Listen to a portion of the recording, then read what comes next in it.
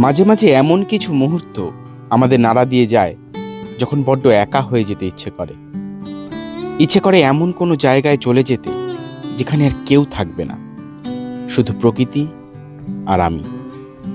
সামনে থাকবে দিগন্ত বিস্তৃত জলরাশি আর শুধু আমি একা। একটা নিবিড় সম্পর্ক গড়ে উঠবে ধীরে ধীরে আমার আর প্রকৃতির মধ্যে। পুরুলিয়া ভ্রমণের শেষ পর্বে আপনাদের নিয়ে যাব তেমনই দুটো জায়গায়, পাঞ্চেত আর Baranti. Good morning, on the way travel চ্যানেলের আর একটা সম্পূর্ণ নতুন ট্রাভেল ব্লগে আপনাদের সবাইকে স্বাগত। আমি প্রবুদ্ধ, আর এখন আমি পাঞ্চেত, আর এই হলো সেই পাঞ্চেত ড্যামের বিখ্যাত রিজার্ভার। অ্যাকচুয়ালি এই রিজার্ভারটার অর্ধেক পুরুলিয়াতে আর অর্ধেক ঝাড়খণ্ডে, মানে দিগন্ত বিস্তৃত হয়ে রয়েছে। কি বিশাল! গত পর্বে আপনারা দেখেছেন আমার গড় পঞ্চকোট ভ্রমণের গল্প। আমি এই পাঞ্চেতে কিন্তু গড় পঞ্চকোটের আগে এসেছিলাম, যেহেতু গড় পঞ্চকোটের পর্বটা একটু বড় হবে তাই ওটা আমি আলাদা করে দেখিয়েছি। আপনারাও যদি সারাদিনের প্রোগ্রাম করে আসেন তাহলে পাঞ্চেত হয়েই গড় পঞ্চকোটে যাবেন, কেননা পাঞ্চেতে কিন্তু খাবার কোনো ব্যবস্থা নেই।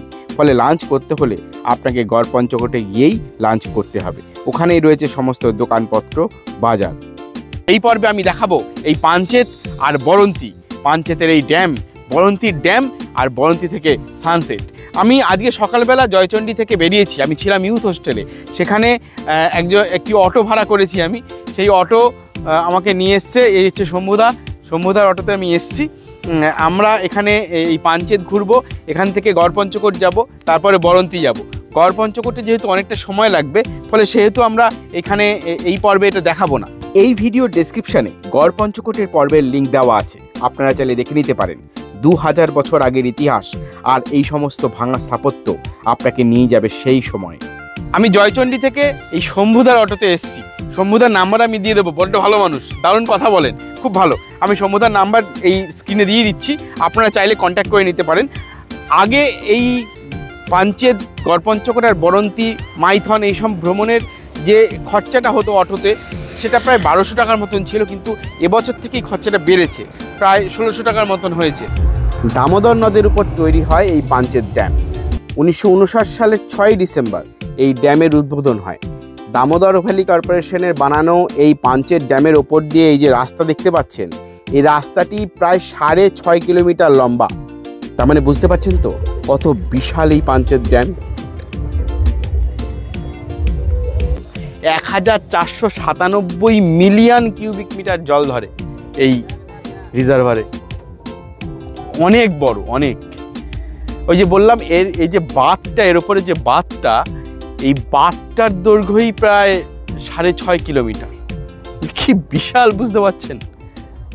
এত বিশাল জলরাশির মাঝখানে সবার গতি কেমন যেন স্লথ হয়ে যায়। দেখুন, নৌকার উপর ভদ্রলোক বিশ্রাম নিচ্ছেন, জীবনে যেন কোনো তাড়া নেই। একটা অদ্ভুত নিস্তব্ধতা ছেয়ে রয়েছে চারদিকে, হইচই নেই, চিৎকার চেঁচেমেচি নেই, দারুণ ভালো। নিরিবিলিতে সময় কাটানোর জন্য একটা দারুণ জায়গা। আজকে তো 5 জানুয়ারি, মানে এমনিতে রোববার, কিন্তু ড্যামের ধারে কিন্তু লোকজন একদম নেই, নৌকাগুলো ফাঁকা পড়ে রয়েছে। পরপর আপনারা চাইলে এখানে বোটিং করতে পারেন। এখানে মাছ ধরা হয়, চাইলে মাছ ধরার সময় আসলে মাছও কিনতে পারেন। জলের মধ্যে জাল ফেলে জেলেরা অপেক্ষা করে থাকে মাছ তোলার জন্যে। ড্যামের ওপর থেকে এই সিঁড়ি সোজা নেমে গেছে জলের দিকে। আপনারা চাইলে এখানে স্নানও করে নিতে পারেন, জল কিন্তু বেশ পরিষ্কার, স্বচ্ছ। পাঞ্চেতে এসে আপনারা বোটিং করতে পারেন। বোটিং করার জন্য আপনাদের পাঞ্চেতের একদম ধারে নেমে যেতে হবে। এই যে আমার পেছনে সিঁড়ি আছে, এই সিঁড়ি ধরে আপনারা একদম নিচে নেমে যাবেন। নিচে লাইন দিয়ে বোট দাঁড় করানো থাকে, এই মুহূর্তে বন্ধ আছে। তো এখানে এসে আপনারা ওই 200-400 এরকম ভাড়া পড়ে, তাতে আপনারা এই পাঞ্চেত ঘুরতে পারেন, ভালো লাগবে। রিজার্ভারের ঠিক উল্টো দিকে রয়েছে এই দামোদর নদ, যার উপরে বানানো এই পাঞ্চেত ড্যাম। নদের ওই পাটটা হচ্ছে ঝাড়খণ্ড, এই পাটটা পশ্চিমবঙ্গ। আর আমি এখন লক গেট ক্রস করে এই ঝাড়খণ্ডের মাটিতে এসে দাঁড়িয়ে আছি।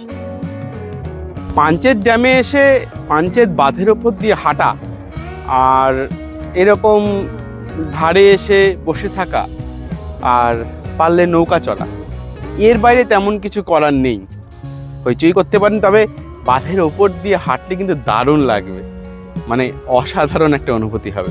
চলে আসতে পারেন পাঞ্চেত। আসানসোল থেকে পাঞ্চেত আসা সব থেকে সুবিধা, মাত্র 20 কিলোমিটার ডিস্টেন্স। সেখানে অটো বা টোটো আপনারা সব কিছুই পেয়ে যাবেন, তাতে করে চলে আসবেন। চলুন এবার আপনাদের বরন্তিটা দেখাবো। পাঞ্চেত দেখে গড় পঞ্চকোট হয়ে আমরা এবার পা বাড়ালাম বরন্তির দিকে। বরন্তি মূলত বিখ্যাত সানসেটের জন্য। পাঞ্চেত থেকে বরন্তির দূরত্ব 22 কিলোমিটার। অটোতে সময় লাগে 50 মিনিটের মতো।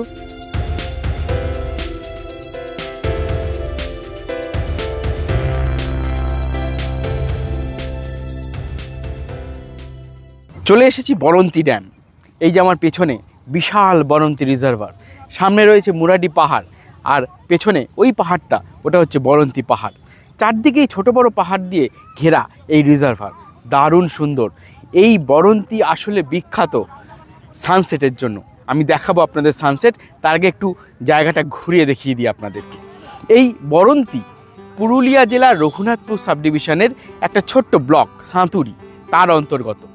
এই হচ্ছে মুরাডি ব্যারেজ, আর তার পাশে ওই দূরে হচ্ছে বরন্তি ভিল, আর মাঝখানে এই বরন্তি রিজার্ভার। এই দেখুন, বরন্তি রিজার্ভারের ধারে গুড় জাল দেওয়া হচ্ছে। আশেপাশে প্রচুর খেজুর গাছ রয়েছে, সেখান থেকে খেজুর রস নিয়ে এই গুড় তৈরি হয়। ওই দেখুন খেজুর গাছে হাড়ি বাঁধা রয়েছে, আর তার নিচে দেখা যাচ্ছে মুরাডি পাহাড়। আমার পেছনে যে ব্যারেজটা দেখতে পাচ্ছেন, এটা হচ্ছে মুরাডি ড্যাম। এই মুরাডি ড্যাম বরন্তি নদীর উপর বানানো। এখানে হচ্ছে রিজার্ভার, আর ঠিক এর পেছনেই বরন্তি নদী, আর সেই নাম অনুসারেই এই জায়গার নাম হচ্ছে বরন্তি। আর বরন্তি হিল তো রয়েইছে। এখন শীতের সময় বলে রিজার্ভারে খুব বেশি জল জমে নেই, তবে বর্ষাকালে কিন্তু একদম ভরে থাকে জল, তখন একটা দেখার মতন বিষয় হয়। এই হচ্ছে মুরাডি ড্যাম বা মুরাডি ব্যারেজ, আর ঠিক উল্টো দিকেই বয়ে গেছে এই বরন্তি নদী। এই মুরাডি পাহাড় আর এই বরন্তি নদীর মাঝখান দিয়ে রাস্তা চলে গেছে সোজা গ্রামের ভেতরে। আপনারা পারলে হাতে সময় থাকলে সেই গ্রামও ঘুরে দেখে আসতে পারেন। একদম প্রকৃতির মাঝখানে দাঁড়িয়ে রয়েছি, চারদিকটা সবুজ। এই শীতকালেও সবুজে ভরে রয়েছে বরন্তি নদী আর সবুজের সমারোহ। দারুণ একটা অনুভূতি।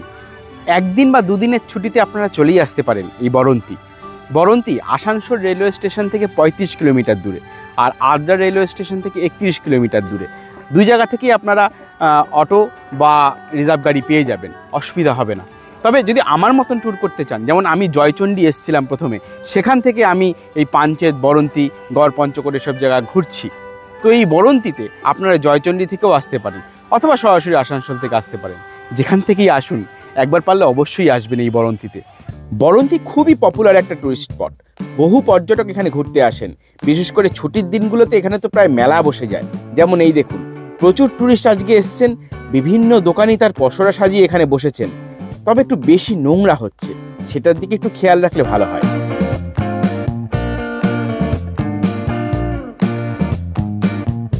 বরন্তিতে কিন্তু প্রচুর থাকার জায়গা রয়েছে, অনেক। এই বরন্তি লেককে সার্কেল করে প্রচুর প্রচুর ভালো ভালো রিসর্ট, হোটেল এসব রয়েছে। আমি ডেসক্রিপশন বক্সে একটা লিস্ট দিয়ে দিচ্ছি, আপনাদের সুবিধা হবে, পারলে যোগাযোগ করে নিতে পারেন। তবে অবশ্যই গুগল ম্যাপের রিভিউ দেখে নেবেন, তারপরে আসবেন। বরন্তিতে আমার সব থেকে পছন্দের থাকার জায়গা হলো এই বরন্তি ইকো ট্যুরিজম। যেমন থাকার ব্যবস্থা, তেমন খাওয়া দাওয়া, এমনকি এদের নিজস্ব ওয়াচ টাওয়ারও রয়েছে। এদিকে সূর্যের আলো পড়ে আসছে বলে পায়ে পায়ে গিয়ে দাঁড়ালাম সানসেট পয়েন্টে।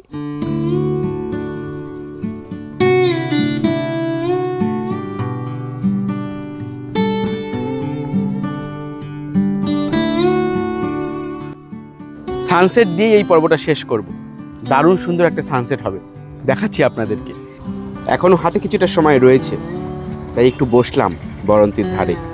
কি ভালো যে লাগছে। আপনারাও এখানে এসে বসবেন, ভালো লাগবে।